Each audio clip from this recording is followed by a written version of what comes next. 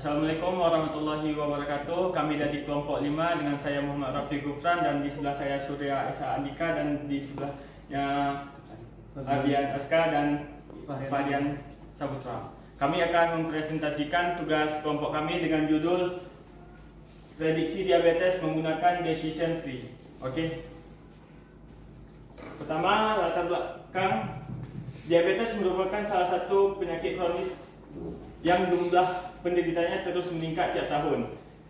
Seiring berkembangnya teknologi, machine learning dapat dimanfaatkan untuk membantu proses prediksi risiko diabetes berdasarkan data kesehatan pasien.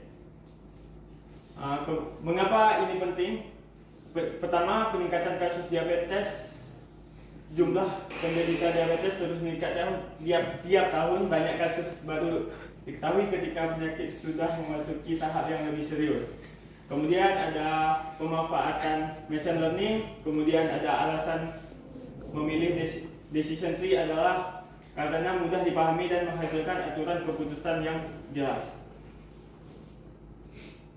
Kemudian tujuan kami pertama membangun model prediksi, yang kedua untuk menganalisis faktor penting, dan ketiga menganalisis faktor-faktor penting.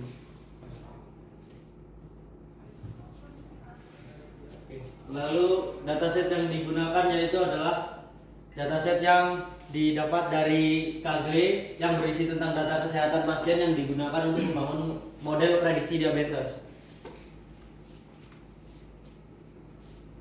Ya, alur kerja dan pembentukan model decision tree. Yang pertama kita memulai dari pengumpulan dataset, lalu exploratory data analysis, lalu memisahkan fitur dan target, membagi data training dan testing, membangun model decision tree, lalu melakukan prediksi.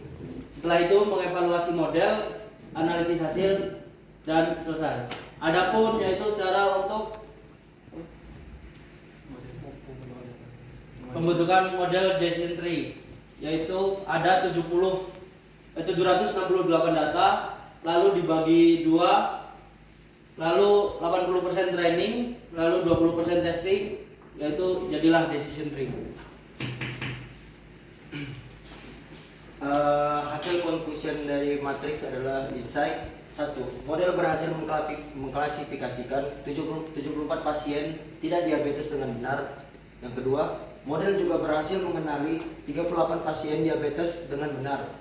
Ketiga, namun masih terdapat 25 pasien yang sebenarnya tidak diabetes tetapi diprediksi diabetes. Yang keempat, selain itu terdapat 17 pasien yang sebenarnya diabetes tetapi diprediksi tidak diabetes. Yang kelima, secara keseluruhan model lebih banyak menghasilkan prediksi yang benar dibandingkan prediksi yang salah. Hasil feature importance. Feature importance, glukos menjadi faktor yang paling berpengaruh, memiliki nilai importance tertinggi dalam memprediksi diabetes. BMI, dan diabetes pedigree function juga berpengaruh terhadap hasil prediksi, namun tidak sebesar glukos. Insulin dan prognosis memberikan pengaruh lebih kecil dibandingkan fitur lainnya. Nah, dari hasil discussion tree ini kita dapat melihat gambarnya. Nah, kita lihat glukosa menjadi pemisah pertama. Nah, selanjutnya dilanjutkan oleh BMI dan X.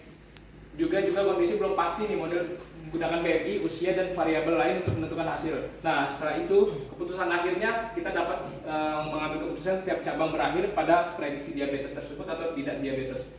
Nah, hasil dari presentasi kami dapat kesimpulan decision tree mampu digunakan untuk memprediksi diabetes berdasarkan data kesehatan pasien yang kita dapatkan. Glukosa menjadi faktor yang paling berpengaruh dalam presentasi ini, dan visualisasi discussion tree memperlihatkan proses bahwa pengambilan keputusan model secara jelas sehingga mudah dipahami. Lalu yang terakhir, model memberikan hasil prediksi yang cukup baik, namun masih terdapat beberapa kesalahan klasifikasi sehingga model masih dapat dikembangkan. Sekian dari presentasi kami hari ini. Assalamualaikum warahmatullahi wabarakatuh.